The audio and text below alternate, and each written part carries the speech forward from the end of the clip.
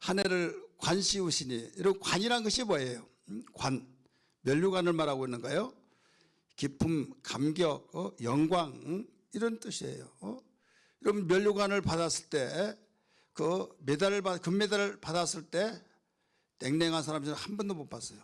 그냥 뚱뚱 분 장처럼 그런만 가지고 온 사람 한 사람도 막 펄쩍펄쩍 뛰면서 야 저렇게 뛰다가 심장마비 죽어서 결국 이 국가도 못 부르고 그냥 죽는 거 아닌가 그럴 정도로 막 얼마나 콧물 흘리면서 그 감격, 감동 어린 그 감격 또 기쁨과 몇 날 며칠 잠 못 자고 생신지 꿈인지 막 이런 하나님께서는 은혜 주시기를 복 주시기를 원하신 분이라는 걸 믿기 바랍니다.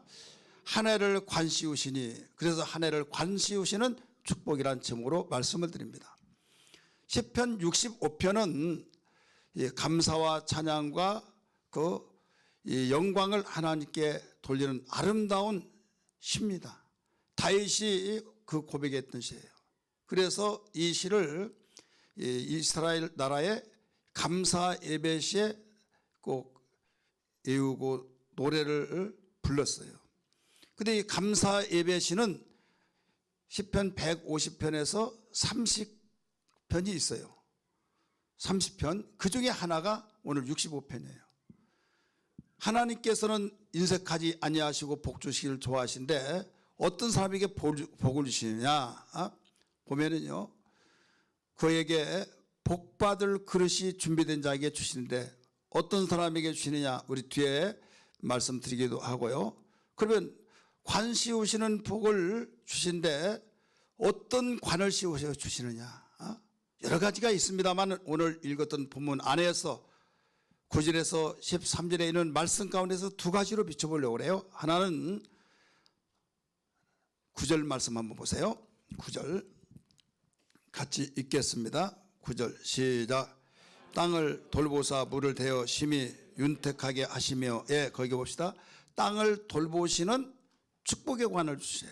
땅을 돌보시는 농경사회에서 목축업을 하는 사회 도시문명이 발달되기 전에 어느 민족이든지 모두 농경사회로부터 출발됐죠. 성경은요 인간의 시작이 농경사회예요.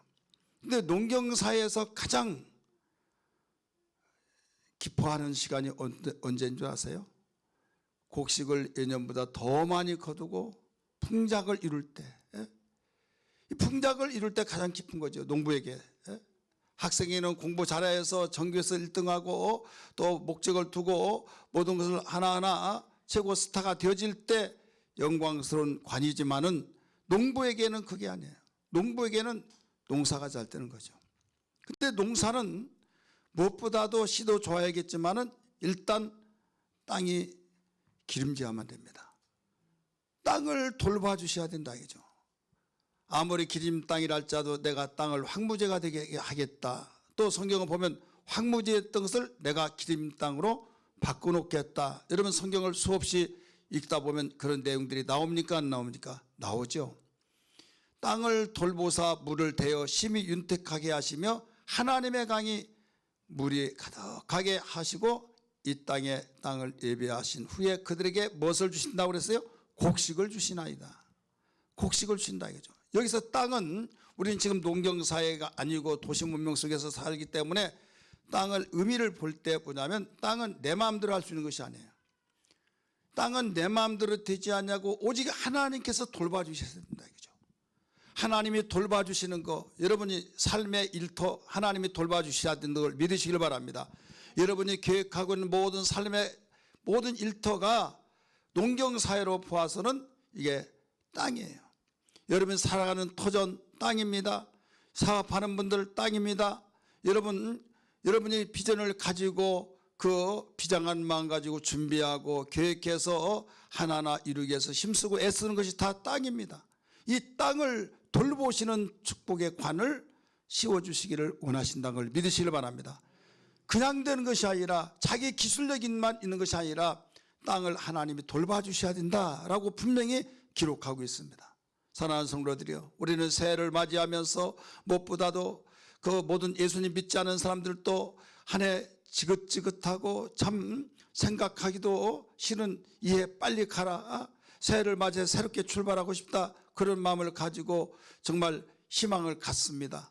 희망을 가지면서 이제는 좀 나아지겠지 하면서 자기의 마음에 이 설렘 속에서 정말 새롭게 출발하려고 하는 그 심정을 다 가지고 한 해 한 해 맞이하고 있지 않습니까? 그런데 이것은 우리의 간절한 사람들의 바람이지만은 그 마음대로 되지 않더라 이거죠. 왜 마음대로 안 됩니까? 인생은 내 마음대로 살 수가 없는 존재로 만들어 놨습니다. 하나님이 돌봐주셔야 되는 걸 믿으시길 바랍니다. 우리 인생의 삶의 터전 속에서 정말 모든 게 잘 되기를 바라고 있지만은 우리 마음대로 되지 않습니다. 농부가 여러분 정말로 어느 해보다 더 많은 풍작을 거두기 위해서 힘속에 쓰고 노력하고 있지만은 농부의 마음대로 되지 않습니다. 어떻게 돼야 하느냐? 농경사의 입장에서 보면 땅을 돌봐 주셔야 할 분이 있다 이거죠. 그분이 누구냐? 하나님이에요. 아무리 기름 땅이어서 토지에 보면 등급수가 나옵니다. 등급수에 따라서 거기에 모든 평가, 지가가 달라져요. 그렇게 기름 땅이었다 할지라도 어느 순간부터 황무지가 되어버린다 이거죠. 하나님이 돌봐주지 않는다고 한다면, 사람이 거기 돌보는 거지, 토비를 많이 넣고 거기에 가꾸면 돌멩이 다 끌어내고 기름지게 가꾸면 기름 땅이 되는데 뭐 하나님이 돌보신다고 그래. 하지만은 여러분, 사람이 아무리 날고 뛰더라도 돌볼 수 없는 것이 있어요. 거기에 땅은 곡식을 만들어내야 하잖아요. 곡식을 생산해내야 하잖아요. 근데 곡식을 생산하는데 곡식이 어떻게 자랍니까? 물을 습수해서 그 양분을 바로 끌어올려야 된다 이거죠.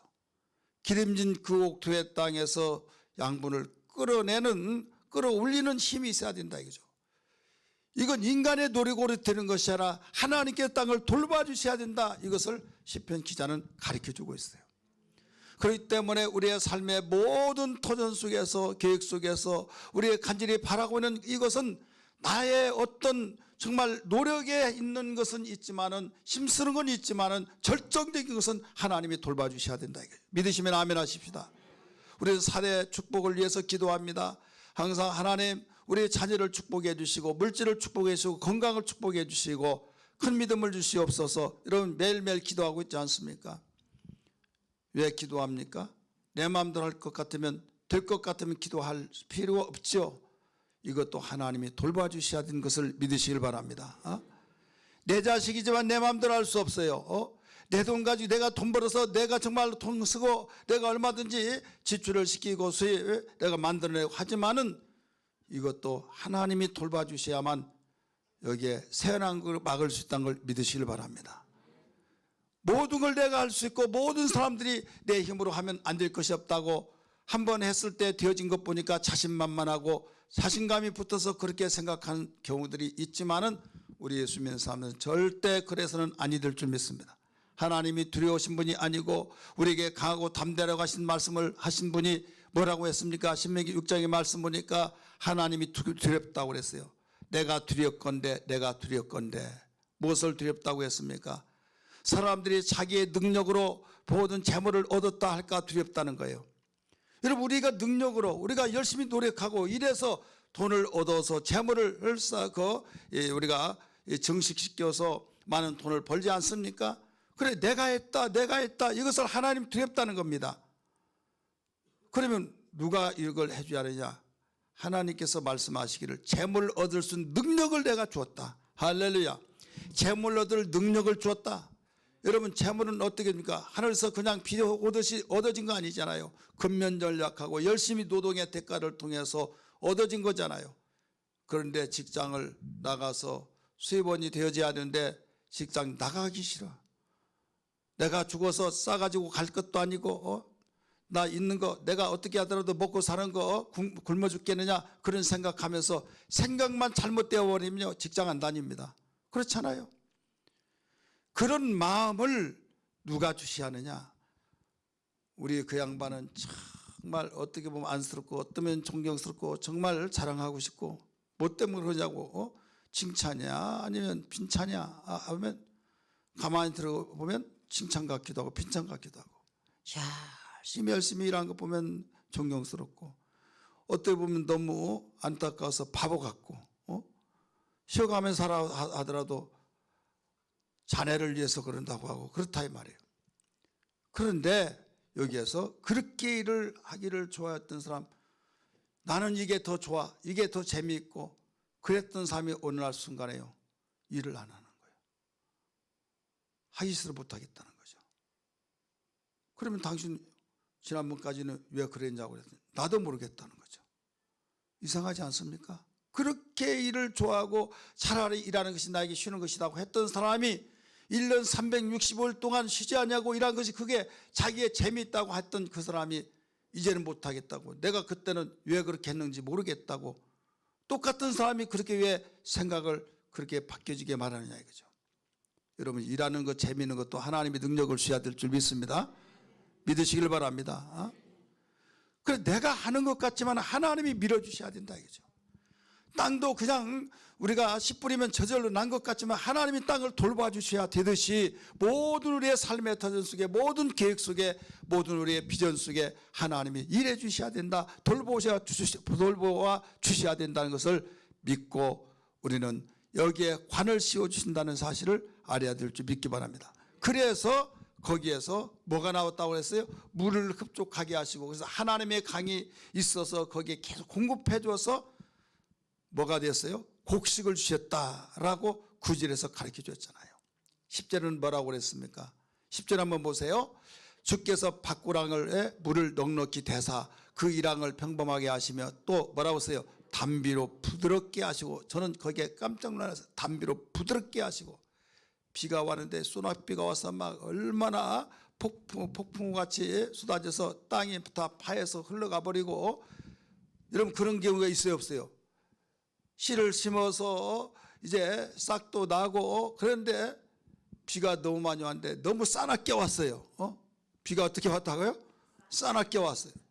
그래가지고 막 흙이 가장 기름진 거기가 뚝 밑에 떨어져서 흘러가 버리고 생땅이 나와가지고 버려버리더라 이거죠. 그러니까 비도요 부드럽게 와야 된다는 거예요. 담비를 적기에 뭐라고 그랬어요? 담비로 부드럽게 하시고 그 싹에 복을 주시나이다. 믿으시면 아멘 하십니다.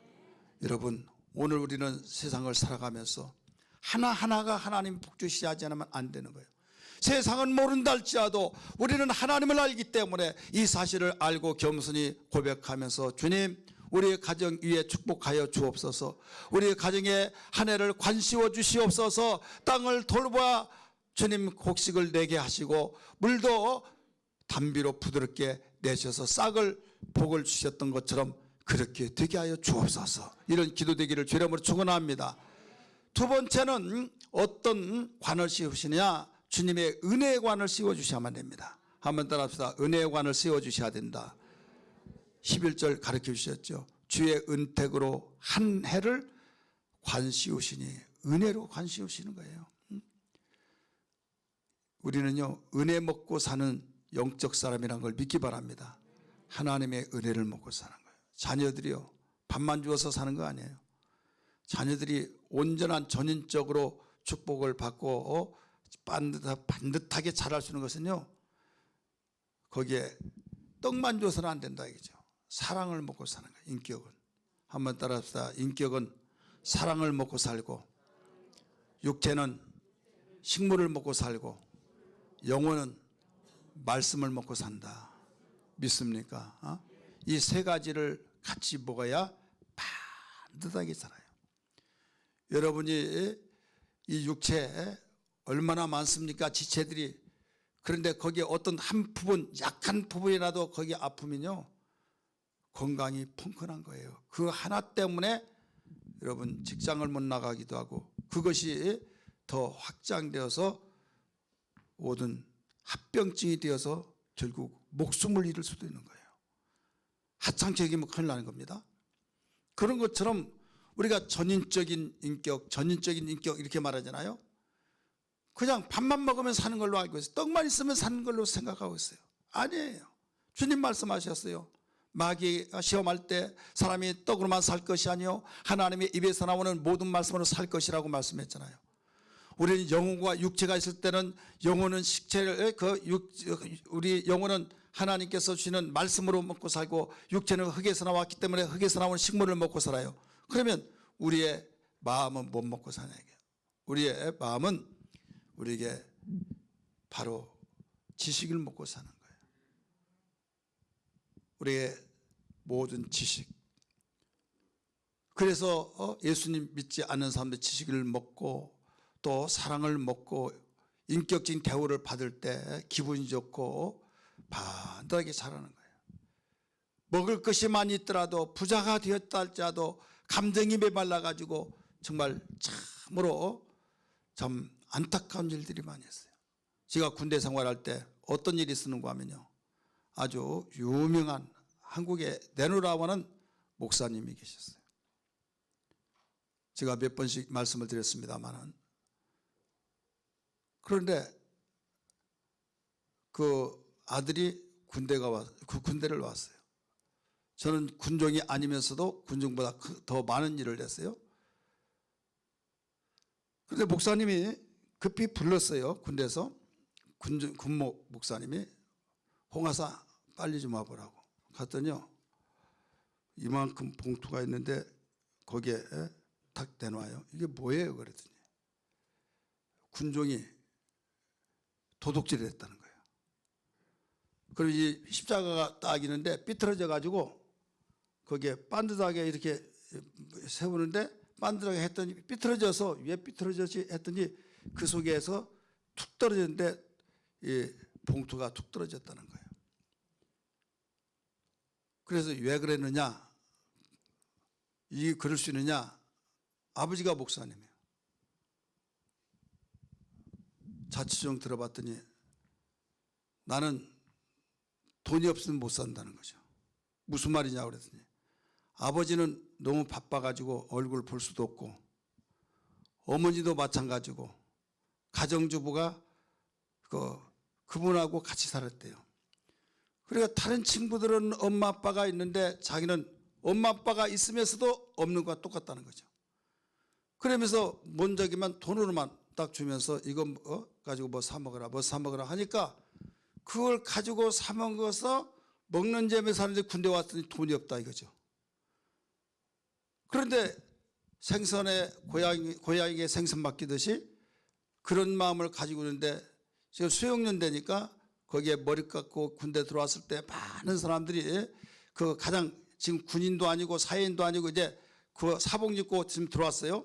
그들이 매일 밤 교회 와서 예배 드리고 이런 상황 속에 있는데 감사한금 넣고 11조 넣고 막 이것을 그대로 가지고 다 돈 빼가지고 자기의 통장에 넣고 이런 일이 일어난 거예요. 그때 제가 느낀 것이 있어요. 아, 가정 목회를 잘해야겠구나. 가정 목회를 잘해야겠구나. 그렇게 많이 기도했고 그렇게 많이 정말로 자녀를 위해서 아끼고 그렇지 않겠습니까? 그런데 인격이라고 하는 양식을 먹지 못해서 그래요. 인격이란 양식이 없기 때문에 거기에서 메말라져서 그렇게 된다 이거죠. 세계에서 제일 크게 목회했던 조영기 목사님, 그분은 아예 공표해버렸어요. 나는 다른 복을 다 받았다. 다 받았는데 한 가지 복은 못 받았다 하면서 그 복, 자식의 복은 못 받았다 이런 말을 했어요. 얼마나 피 맺힌 소리 했겠습니까? 여러분, 양식이 각각 달라요. 육체는 무슨 양식이다고요? 흙에서 나왔기 때문에 흙에서 나온 양식 먹고, 영혼은 하나님의 입에서 나왔기 때문에 하나님의 입에서 나온 양식을 먹고 살고, 우리는 가슴에서는 우리는 사랑을 먹고 사는 거예요. 인격의 양식. 그래서 여러분 자녀들을 기도하면 돼, 기도하면, 물론 기도하면 됩니다. 되지만은 그 양식은 어떤 양식인가를 알아야만 됩니다. 오늘 우리에게 하나님께서는 이 모든 것을 관을 씌워 주시는데 우리의 사명을 감당하면서 우리의 영역에서 우리가 할 것은 해야겠고 하지 못한 것은 하나님께 간구하고 애통히 여기면서 하나님께로부터 관을 씌워달라고 해야 될 줄 믿습니다. 사랑하는 성도들이여, 우리는 한 해를 시작했습니다. 새해를 맞이해서 하나님께 예배드리면서 정말 땅을 돌보시는 하나님의 관을, 땅을 돌보시는 축복의 관을 우리는 금년 받기를 주의 이름으로 축원합니다. 더 나아가서 우리가 은혜를 힘입고 하나님께서 밀어주시고 이끌어주시고 돌봐주시는 은혜의 관을 씌워주시는 축복의 역사가 임하기를 주의 이름으로 축원합니다. 그러면 어떻게 하느냐? 어떻게 하면 그렇게 되느냐? 우리에게 맡겨준 영역은 우리가 해야겠지만 그 영역이 어디에서 나오냐? 그걸 알아야 해요. 여러분 직장 다니죠? 직장이 없으면 뭐가 정말 위급하고 당황하게 돼요? 생활이 안 되잖아요. 직장에서 수고하는 대가를 가지고 내가 싹을 받아서 그걸로 생활하잖아요. 학교도 보내고 살림도 하고 또 계획을 세워서 모든 것을 근면전략해서 집도 사고 자동차도 사고 모든 거 하잖아요. 헌금도 하고. 직장을 안 다니면요 모든 것이 올스톱 돼버려요. 그래서 누가 보라고 하면 나 직장 가야 된다고. 나 직장 가야 된다고. 그래서 새벽 일찍 가고 막 늦게 오면요 자녀들을 볼 수도 있는 시간이 없다 이거죠. 우리가 이런 세상에서 살고 있어요. 그러면서 누가 보라고 하면 여보 제발 좀 이거 우리가 사는 것이 아니잖아. 사는 것이 아니잖아. 하는데도 그럼 어떻게 하라고 하냐. 이렇게 살아야지.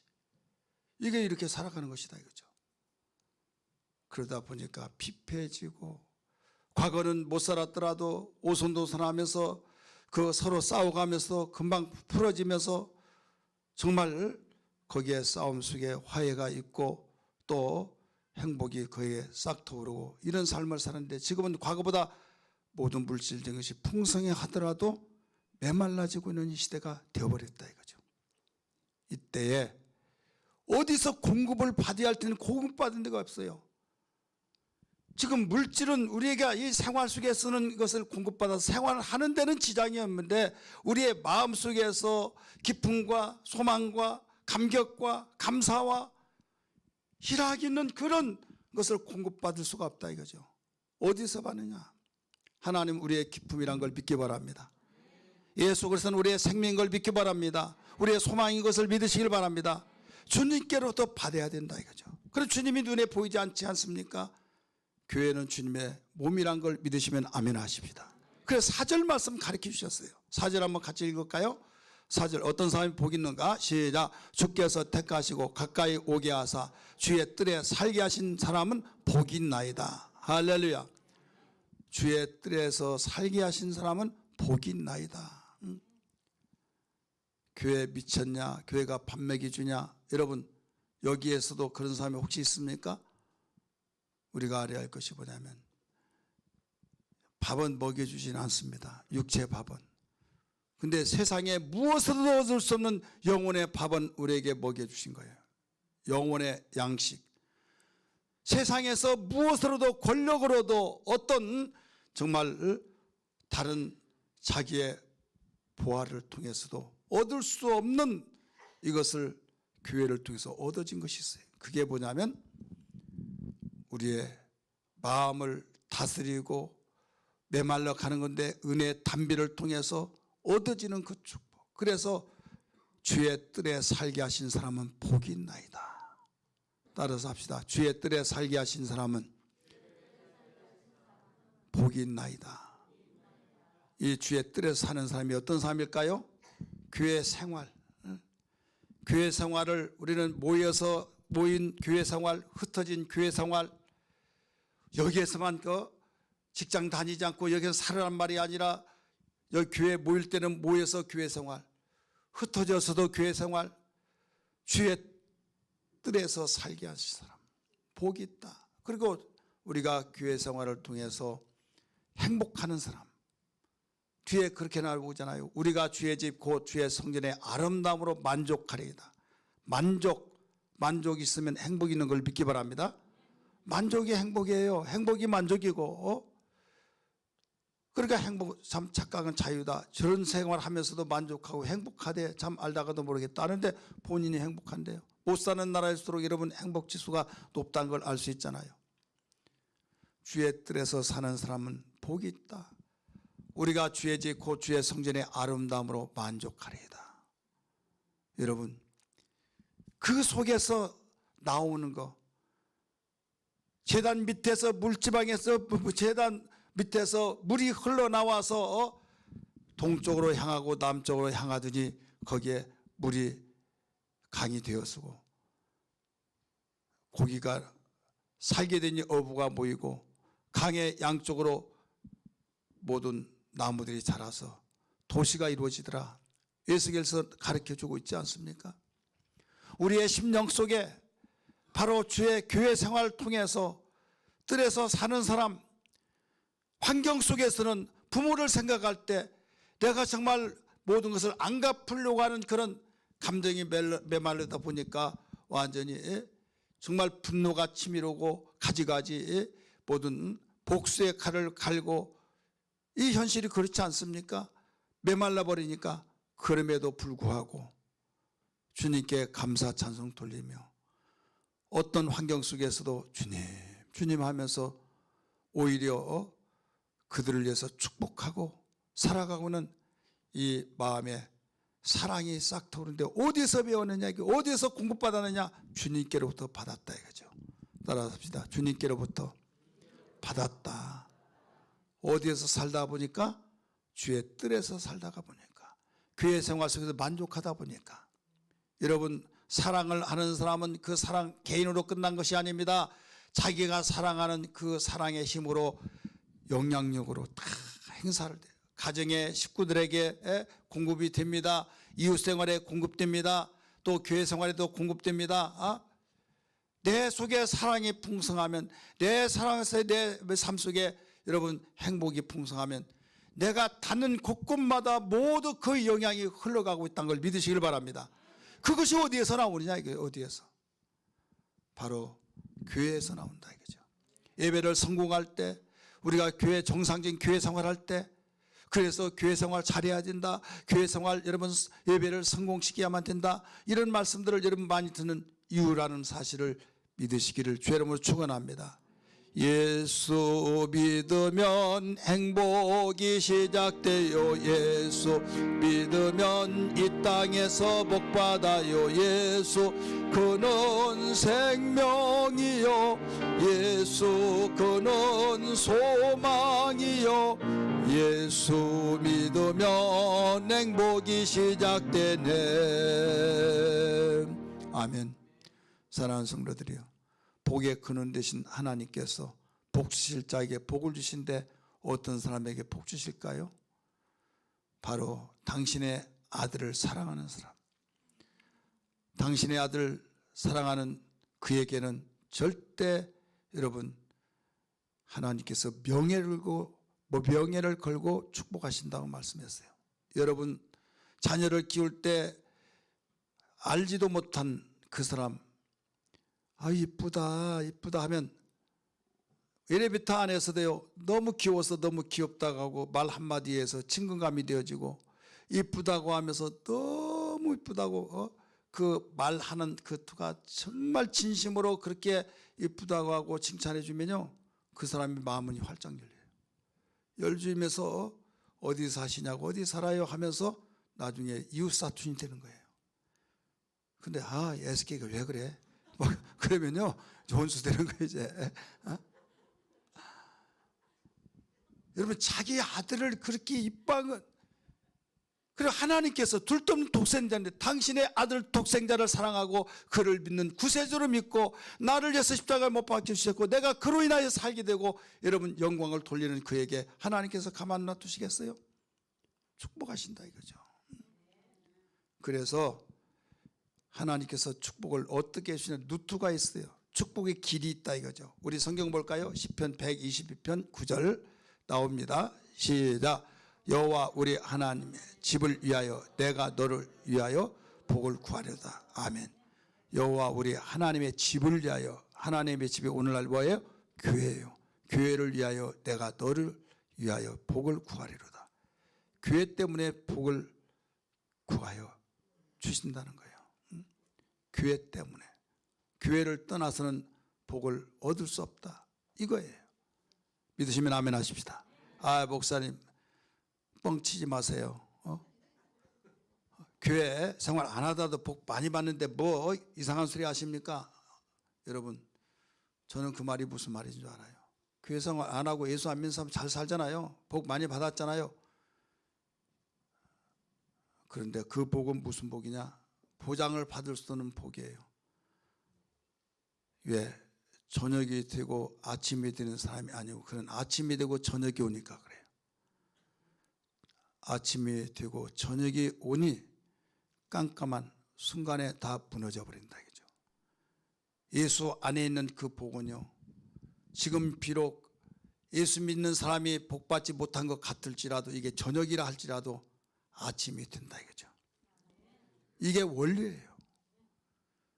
절대 하나님께서는 당신의 사랑하는 아들의 작품인 교회를 사랑하고, 교회를, 여러분 교회 뜰에서 살고 교회에 만족함을 갖는 자, 그러면 거기에서 얻어진 기쁨과 감격으로 여러분 생활이 기쁘고 감격스럽고 할렐루야 찬송 부르며 사는데, 여러분 가정이 행복하지 않겠어요? 자녀를 제대로 키우지 않겠어요? 남편에게 순종하지 않겠어요? 여러분 정말 게을렀던 사람이 부지런하지 않겠습니까? 복받는 그릇이 만들어진다 이거예요. 그런데 제대로 알지 못하고 그 신앙생활 하다 보니까 교회에 빠졌느니 뭐했느니 이렇게 해서 그 이상한 사람이 되어진 거죠. 우리 제대로 한다고 한다면 그렇지 않습니다.